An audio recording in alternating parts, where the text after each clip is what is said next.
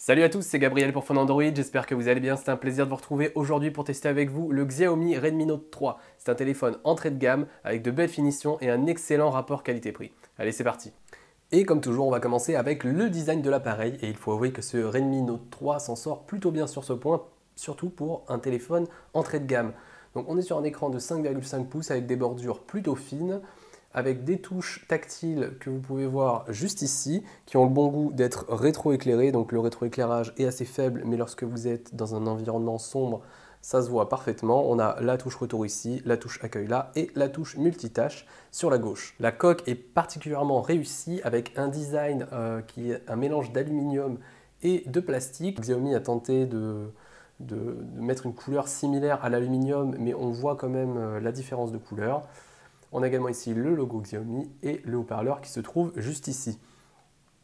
Sur la partie supérieure, même chose, toujours cette bande de plastique de couleur grise, mais on a cette fois un lecteur d'empreintes qui est la plus grosse nouveauté de ce Redmi Note 3 par rapport à la version précédente. Juste au-dessus, le flash LED et enfin ici, le capteur photo principal de 13 mégapixels avec une ouverture f2.2. Sur la partie supérieure, la prise casque 3,5 mm, juste à côté, un micro pour la réduction du bruit et enfin, sur le côté droit, un port infrarouge qui va permettre d'utiliser le téléphone comme télécommande par exemple. En dessous, on retrouve simplement le port micro USB 2.0 et un micro pour les appels. Sur la tranche droite, on retrouve le bouton de mise sous tension qui tombe très bien sous la main lorsque on tient le téléphone. Juste au-dessus, les touches de contrôle du volume. Avec le volume bas qu'on atteint facilement et le volume haut un petit peu plus difficilement, vous êtes obligé de décaler la main pour l'atteindre. Et enfin, la tranche gauche qui a simplement une trappe qui peut accueillir jusqu'à 2 cartes micro SIM.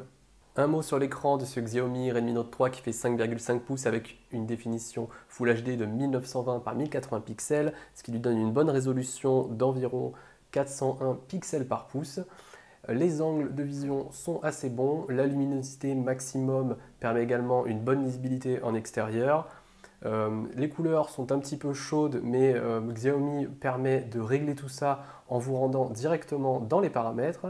Donc je vous montre comment on fait. Vous allez dans paramètres, affichage, et ici vous avez une option qui s'appelle couleur et contraste.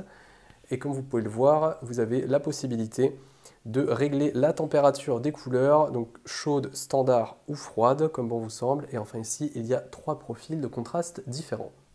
On passe à l'interface MUI 7 qui est basée sur Android Lollipop.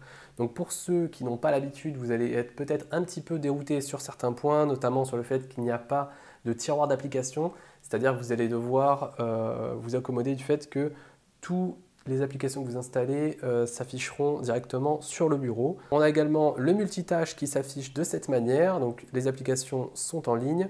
Vous faites un mouvement vers le haut comme ça pour en fermer une et vous appuyez sur la croix pour toutes les fermer. Comme vous avez remarqué, on a ici la quantité de RAM totale et la quantité de RAM disponible. Donc ça, c'est plutôt un bon indicateur. Le panneau des notifications est lui tout en transparence. Après, pour le reste, c'est du classique. On a les différents raccourcis vers certaines fonctionnalités importantes. Un mouvement simplement sur la droite ou sur la gauche pour accéder donc soit aux notifications ici, soit au raccourci rapide là. Une des grandes forces de l'interface de Xiaomi, c'est sa personnalisation. Et vous allez le voir, il y a énormément de thèmes disponibles qui permettent de changer vraiment radicalement l'interface. Alors vous voyez ici, je suis sur les thèmes qui sont populaires. Le problème c'est que tout est affiché en chinois. Bien que mon interface, je l'ai paramétrée en français, on se retrouve toujours avec un mélange de français, d'anglais, de chinois. Donc la ROM est assez mal traduite. Je vous encourage à aller directement sur le site MUI France pour télécharger vous-même la ROM qui là sera beaucoup mieux traduite en français. Mais voilà, c'est encore un des problèmes, c'est que par défaut, on a des applications qui sont entièrement en chinois. Pour revenir à la personnalisation, vous voyez, vous pouvez changer radicalement ce à quoi va ressembler votre téléphone, même pour qu'il ressemble à Windows ou à macOS, là, comme vous voyez ici. L'application sécurité est également une des choses que j'apprécie particulièrement sur l'interface. Si vous voulez, ça centralise énormément de choses, ça vous permet d'avoir un aperçu global de tout ce que vous pouvez faire, de tout ce que vous conseille de faire l'interface. Donc là, vous voyez, J'ai analysé, il me dit qu'il y a 2 risques sur le système, que la mémoire est vide, qu'il y a du cache, donc si j'appuie sur le cache, je peux le nettoyer. Concernant le système, il me dit que le mode USB debugging est allumé, que les options développeurs sont également activées, donc il considère ça comme une menace potentielle, donc on peut résoudre ça rapidement. Évidemment, vous n'êtes pas obligé de le faire. Il y a même un antivirus intégré et enfin le gestionnaire des permissions. Et vous pouvez voir que le gestionnaire de fichiers ainsi que l'application Google Photos sont elles autorisées à démarrer au lancement du téléphone. Après, vous pouvez choisir lesquelles vous autorisez et lesquelles vous n'autorisez pas, simplement comme ça en appuyant sur ce petit curseur. Même chose pour les permissions d'application. Vous sélectionnez l'application de votre choix. Là, par exemple, je prends Antutu. Je vois qu'elle est autorisée à envoyer des SMS. Donc après, c'est à moi de choisir. Est-ce que je veux simplement être notifié lorsque l'application envoie un SMS? Est-ce que je l'accepte tout le temps ou est-ce que je refuse tout le temps qu'elle envoie des messages? Donc tout ça, c'est évidemment à manier avec précaution. Le but, c'est de gérer les autorisations qui sont parfois abusives. Après, si jamais vous bloquez tout, vous pourrez rencontrer des problèmes sur le fonctionnement des applications. Autre option sympa dont je ne vous ai pas parlé, c'est la possibilité de régler la LED de notification.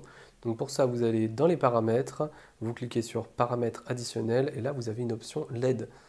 Donc vous allez pouvoir changer la LED qui se trouve en haut, changer la couleur pour donc, les messages, les appels et les notifications. Une autre option intéressante de l'interface SIMUI, c'est le mode à une main. Donc vous allez dans les paramètres additionnels et vous allez pouvoir réduire la taille de l'écran parce que l'écran fait 5,5 pouces, donc c'est quand même un peu grand pour certains. Voilà, vous ne pourrez pas forcément atteindre tous les coins de l'écran avec votre pouce. Donc vous choisissez simplement quelle taille d'écran vous voulez pour ce mode à une main. Vous pouvez également choisir d'être averti lorsque ce mode à une main va s'activer. Et pour l'activer, vous devez en fait glisser votre doigt sur la barre du bas. Donc, je vais vous montrer comment on fait. Vous faites comme ça, vous glissez votre doigt de la gauche vers la droite et il va vous proposer directement est-ce que vous voulez activer ce mode. Vous faites OK et là, vous voyez, je peux utiliser le téléphone très simplement à une main. Évidemment, vous ne profiterez pas de l'affichage complet que peut proposer l'écran, mais c'est beaucoup plus facile à manier comme ça. Le lecteur d'empreintes qui se trouve juste en dessous de l'appareil photo est vraiment très efficace. Il tombe parfaitement sous l'index lorsque vous tenez le téléphone à une main. L'inconvénient, c'est que pour déverrouiller le téléphone, vous êtes obligé de l'attraper. Vous ne pouvez pas le faire lorsqu'il est posé sur le bureau. Donc ça, c'est un petit inconvénient. Mais vous allez le voir, il fonctionne extrêmement bien. Pour le configurer, c'est assez simple. Vous allez dans les paramètres, vous cherchez ensuite une option qui s'appelle écran de verrouillage, puis mot de passe et empreinte. Donc là, j'en ai déjà défini un, donc il me demande quel est mon schéma. Donc je fais mon schéma et ensuite je peux paramétrer une nouvelle empreinte. Donc là, je vais le faire pour vous. Vous avez simplement à poser votre doigt comme ça à l'arrière. Et voilà, une fois que c'est fait, vous appuyez sur effectuer. Et lorsque j'éteins le téléphone, en appuyant simplement depuis l'écran éteint, je vais pouvoir allumer mon téléphone de manière très simple. L'appareil photo du Redmi Note 3 est vraiment pas son plus gros point fort. La mise au point peut parfois se montrer un petit peu capricieuse, ça dépend des conditions de luminosité. La capture, en revanche, elle est plutôt rapide, mais on a du bruit qui apparaît, donc non seulement quand il n'y a pas beaucoup de lumière, mais même quand il y a de la lumière, il y a un petit peu de bruit sur les photos. Donc là, vous voyez, j'ai quand même une bonne luminosité, on a quand même un petit peu de bruit, une mise au point qui n'est pas parfaite. Donc on n'attend évidemment pas d'un téléphone entrée de gamme que ce soit le meilleur photophone du marché, mais bon, il faut avouer que voilà, on est quand même un petit peu déçu sur ce point. Le mode HDR est activé, il n'est pas impressionnant, mais il peut quand même vous sauver lorsque y a des zones d'ombre ou qu'il ne fait pas très beau, ça fait parfois de bonnes photos. Je vous renvoie sur mon test pour voir plusieurs samples photos. Vous glissez votre doigt comme ça sur la droite, il y a des effets en temps réel que vous pouvez appliquer. Et sur la gauche, les différentes options. Donc le mode manuel, lui, il permet d'avoir un petit peu plus de contrôle. Donc là, vous voyez, sur la balance des blancs, quelques paramétrages, on va dire. Vous ne pouvez pas la régler parfaitement vous-même, mais il y a quand même quelques profils. Et la sensibilité ISO, donc la sensibilité à la lumière, que vous pouvez également régler en appuyant sur ce bouton. Donc l'appareil photo, il est moyen, voilà, c'est clairement pas la plus grosse des qualités de ce Redmi Note 3. Concernant les performances, le Redmi Note 3 est équipé d'un processeur Helio X10 de 8 cœurs avec un GPU PowerVR G6200. Donc ça donne des performances qui viennent presque toucher le milieu de gamme. Il faut rappeler que ce téléphone est vendu quand même autour des 200 euros.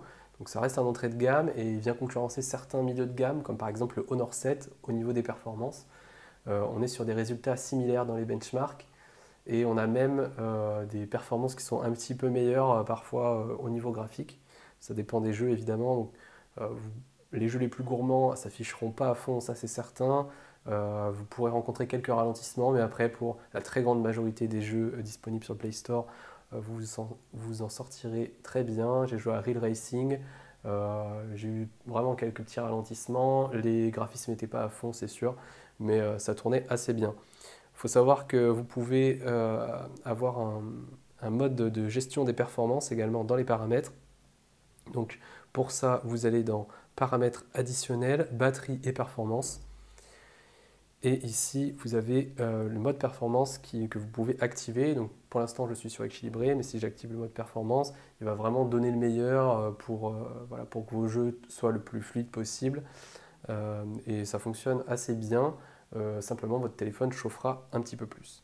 On termine sur l'autonomie. Le Redmi Note 3 a une batterie de 4000 mAh, donc c'est vraiment une très grosse batterie. Ça va vous permettre de tenir très facilement une journée, même dans un usage intensif. Je pense que si vous faites un minimum attention, vous tiendrez 2 jours sans problème. Donc ça c'est une des grosses forces du Redmi Note 3, c'est la capacité de sa batterie, mais il a également des excellents profils de batterie et de gestion de l'énergie. Donc là, vous pouvez le voir, je suis par défaut, mais il y a un mode marathon, un mode sommeil, et enfin la possibilité de personnaliser complètement les profils. Donc lorsque vous faites ajouter un profil, vous pouvez choisir le mode de performance du processeur. Donc là, je le mets en équilibré. Pareil, quand est-ce que vous voulez nettoyer la mémoire, donc soit jamais, c'est-à-dire que vous devrez le faire manuellement, soit toutes les minutes, toutes les 5 minutes, toutes les 10 minutes. La luminosité de l'écran, même chose, vous pouvez la régler. Enfin, vous voyez, la connectivité, Bluetooth, etc. Donc vous pouvez vraiment avoir une très grosse personnalisation de votre profil de batterie et ça peut vraiment vous permettre de sauver de l'énergie et gagner quelques heures d'autonomie sans aucun problème. Pour conclure, je dirais que ce Xiaomi Redmi Note 3 est un excellent smartphone entrée de gamme. C'est vraiment un très bon rapport qualité-prix. Si jamais vous ne voulez pas vous ruiner, que vous cherchez un téléphone équilibré, vous pouvez le trouver pour environ 200 euros. Il faut savoir qu'il y a deux versions. Une version avec 16 Go de stockage qui, elle, a 2 Go de RAM et une version avec 32 Go de stockage qui, elle, a 3 Go de RAM. L'inconvénient, c'est que vous ne pourrez pas aller au-delà car le téléphone n'a pas de port micro SD. Donc ça, c'est un de ses défauts. Comme c'est un téléphone chinois, vous pouvez l'importer. Il est compatible avec la 4G LTE de catégorie 4, mais pas la bande de fréquence 800 MHz qui est utilisée chez certains opérateurs, pas mal chez SFR notamment, chez les autres un petit peu moins. Après, ça ne veut pas dire que la 4G ne fonctionnera pas, mais c'est simplement la 800 MHz. Après, pour la 3G et le reste, il n'y a vraiment aucun souci, ça marche super, la qualité des appels est également très bonne. Donc le téléphone, il a un design plutôt réussi, l'écran est de qualité, les performances sont au rendez-vous, l'autonomie est excellente. Voilà, moi si je devais vraiment retenir quelques défauts, ça serait l'appareil photo qui est pas vraiment au niveau, le manque de la bande 800 MHz pour la 4G et enfin l'absence de port micro SD. Pour le reste, Xiaomi nous livre vraiment un excellent smartphone. Merci à tous d'avoir regardé cette vidéo, j'espère qu'elle vous a plu. Si c'est le cas, n'hésitez pas à la liker, à la partager, à la commenter. Également à vous abonner à la chaîne YouTube de Fall Android et aux notifications si jamais vous voulez recevoir une petite alerte lorsque de nouvelles vidéos sortent. Et on se retrouve très vite pour de prochains tests. Salut à tous!